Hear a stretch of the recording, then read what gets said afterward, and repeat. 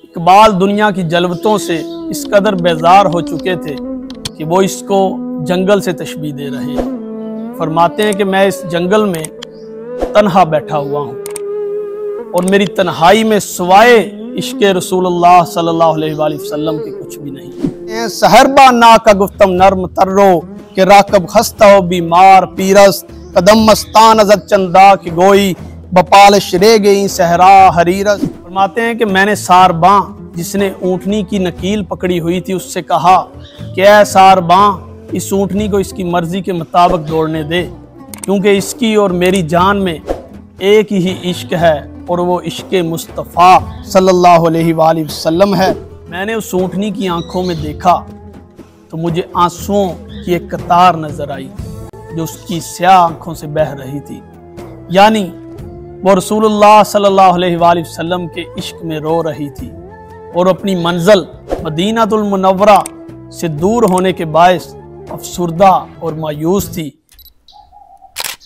औज़ु बिल्लाहि मिनश शैतानिर रजीम बिस्मिल्लाहिर रहमानिर रहीम हस्बुनल्लाहि निअमल वकील निअमल मौला व निअमन नसीर बलगल्लु ला बिकमालिही कशफद्दु जाब जमालिही हसनत जमीउ हिसालिही सल्लु अलैहि व आलिही व बारिक वसल्लम। आज का हमारा मौजू उर्मगान हिजाज का दूसरा बाब जो हुजूर रिसालत मआब सल्लल्लाहु अलैहि वसल्लम के इश्क में इकबाल के कलम से लिखा गया,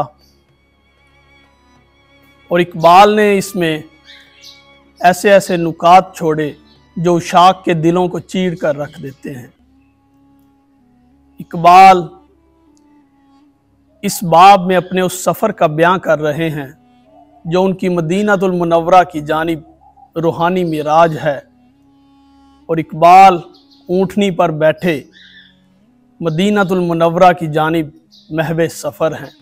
इससे पहले सेशन में इसी मुबारक सफ़र के दिलकश लम्हात हम आप अहबाब के सामने पेश कर चुके हैं, जबकि आज के इस सेशन में बाकी अहवाल आप अहबाब के सामने रखते हैं। तो इस दूसरे सेशन का आगाज़ हम इकबाल के कुछ इन अशार से करेंगे। इकबाल फरमाते हैं, गुनाह इश्को मस्ती आम करदन दलीले पुख्तगारा खाम करदन बाहंगे हिजाजी मी सरायम न हस्ती बाद कांदर जाम करदन न हस्ती बाद कांदर जाम करदन। तो इकबाल फरमाते हैं, मैं जो गीत गा रहा हूँ वो हिजाजी सुर में है और मेरे जो दिल का दर्द है उसको बयां करने के लिए जिस सुर का इस्तेमाल कर रहा हूँ वो हिजाजी है। इकबाल क्योंकि महवे सफ़र हिजाज की जानिब हैं तो इसलिए सुर भी उसी ज़ुबान में गा रहे हैं। इसके बाद इकबाल फरमाते हैं, दलीलें पुख्तगारा खाम करदन, कि इससे पहले जो फ़िलासफ़र और हुक्मा थे उन्होंने इश्क व मस्ती को गुनाह करार दे रखा था, जबकि सूफिया और औलिया अल्लाह ने उनके इस खाम नुक्ता को तोड़ के रख दिया और उन्होंने इश्क व मस्ती की बुनियाद डाली और अल्लाह की जानिब सफ़र को गुनाह की बजाय सवाब करार दिया। इकबाल के बकौल वो तमाम फ़िलासफ़र और हुक्मा अंधेपन का शिकार थे, जबकि सूफ़ी और औलिया अल्लाह के नूर से देख रहे थे। बाहंगे हिजाजी मी सरायम न हस्ती बाद अकांदर जाम करदन। इकबाल यहाँ फ़खरुद्दीन इराकी जो एक बहुत मशहूर शायर थे उनकी गज़ल का मतला बयान कर रहे हैं। न हस्ती बाद अकांदर जाम करदन, फरमाते हैं कि मेरे जो प्याले में शराब है वो शराब अलस्त है, जो सबसे पहली शराब है जो मखलूक को पिलाई गई। अब यहाँ इकबाल कोई आम शराब की बात नहीं कर रहे, बल्कि उस शराब अलस्त की बात कर रहे हैं कि जब अल्लाह पाक ने मखलूक को तख्लीक करने के बाद फरमाया कि अलस्तु बि रब्बिकुम, क्या मैं तुम्हारा रब नहीं हूँ, तो तमाम मखलूक ने जवाब दिया कालू बला, ए पाक परवरदिगार, हाँ हाँ तू ही हमारा परवरदिगार है, तू ही हमें बनाने वाला है। तो इसके बाद इकबाल फरमाते हैं, चे पुरसी अज मकामाते नवायम नदीमा कम शनासद अज कुजायम कशादम रुख्त खुदरा अंदरी दश्त के अंदर खलवतश तन्हा सरायम के अंदर खलवतश तन्हा सरायम।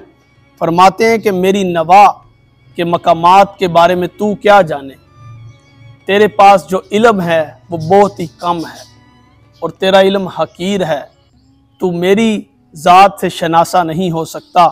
और तू तो क्या जो मेरे साथ मेरी मजलिस में बैठने वाले और मेरे दोस्त हैं वो भी नहीं जानते कि मैं कौन हूँ और मैं किस मुकाम पे हूँ। कशादम रखते खुदरा अंदरी दश्त।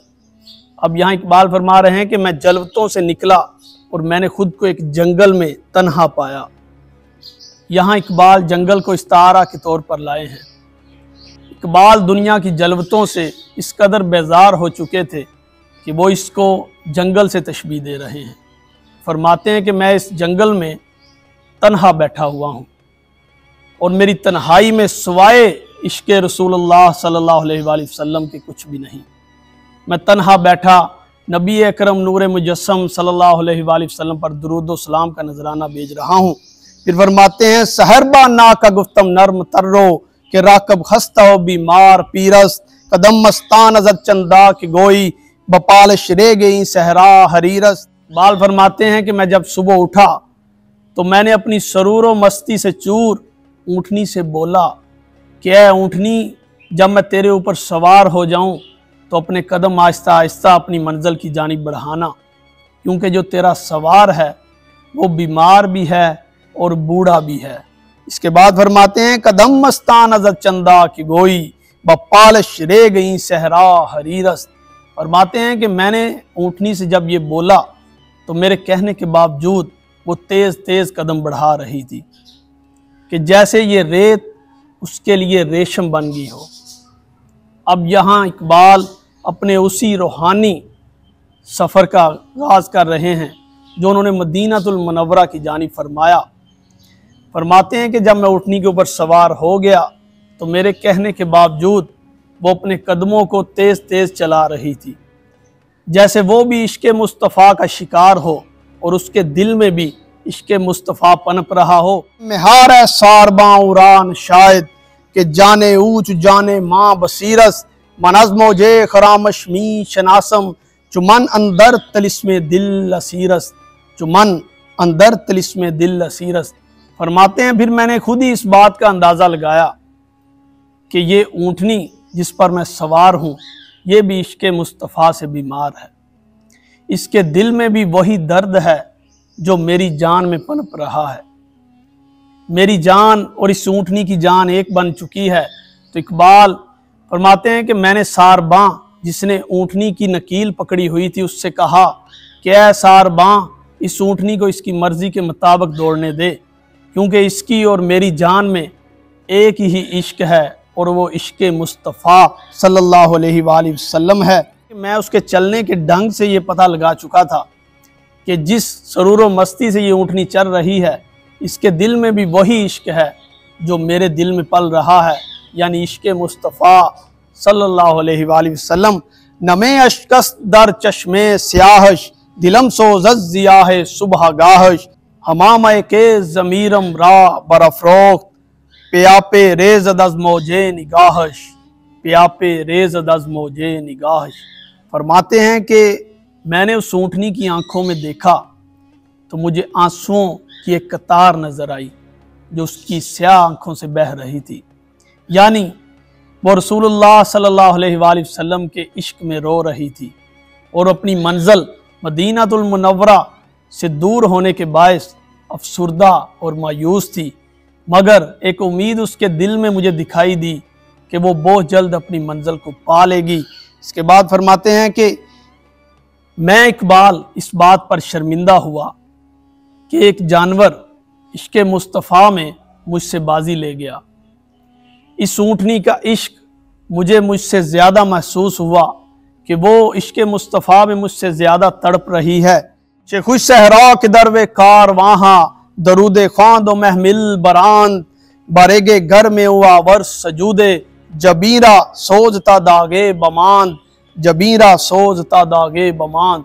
फरमाते हैं कि कैसा खुश नसीब है वो सहरा जो इस ऊँटनी को अपने ऊपर चला रहा है और इस ऊँटनी के लिए गर्म होने की बजाय रेशम की तरह नरम हो गया है। इकबाल को कुछ इस तरह महसूस हो रहा है कि इस सहरा का ज़र्रा ज़र्रा इश्क़े मुस्तफ़ा का शदाई बन चुका है और ज़र्रे ज़र्रे के दिल से दरूद मुस्तफ़ा की पुकार आ रही है। बरेगे घर में हुआ वर सजूदे, तो इकबाल तो अपनी जो पेशानी है वो इस तपते हुए सहरा पर रख दे, ताकि गर्मी के बायस तेरे माथे पर निशाने सजदा बन जाए, जो बारोज़े हशर तेरे अल्लाह और उसके महबूब के आशिक होने का सबूत दे। इकबाल अपने सजदे के निशान को रसूलुल्लाह सल्लल्लाहु अलैहि वसल्लम की मोहब्बत का बायस करार दे रहे हैं। फिर फरमाते हैं कि खुश सहरा के शामश सुबह खंदस, शबश को ताह रोज़े ऊ बुलंदस, कदम में राह रो आहिस्ता तरना, चुमा हर जर्राए ऊ दर्द मंदस, चुमा हर जर्राए ऊ दर्द मंदस। फरमाते हैं कि ए सहरा तो क्या ही खूबसूरत है कि तेरी जो शाम है वो सुबह की तरह मुस्कुराती है। तेरे दिन छोटे हैं जबकि तेरी शामें लंबी हैं। और दूसरे शेर में फरमाते हैं कदम में राह रो आहिस्ता तरना, कि ऐ मुसाफिर इस सहरा पर, इस सहरा की गर्म रेत पर आहिस्ता आहिस्ता कदम रख, क्योंकि चुमा हर जर्रा ए दर्द मंदस्त, कि मेरी तरह इसका जर्रा जर्रा दर्दमंद है। और नबी अकरम नूर मुजस्सम सल्लल्लाहु अलैहि वसल्लम के इश्क में तड़प रहा है। जो दर्द मेरे दिल में नेहा है वही दर्द इस सहरा के जर्रे जर्रे के दिल में नेहा है। तो इकबाल अपने दूसरे हिस्सा का अख्ताम इसी शेर पर फरमाते हैं कदम में राह रो आहिस्ता तरना, चुमा हर जर्रा ए दर्द मंदस, चुमा हर जर्रा ए दर्द मंदस। तो आज के इस सेशन का अख्ताम हम इन्हीं अशार पर करते हैं और अल्लाह ताला से दुआ है कि हमें इस बाब को जल्द अज जल्द आप अहबाब के सामने पेश करने की तौफीक अता फरमाए और इकबाल के इस इश्क़ मुस्तफ़ा का असल मफ़हूम और माना आप अहबाब के सामने रखने की तौफीक अता फरमाए। व मा अलैना इल्लल बलागुल मुबीन।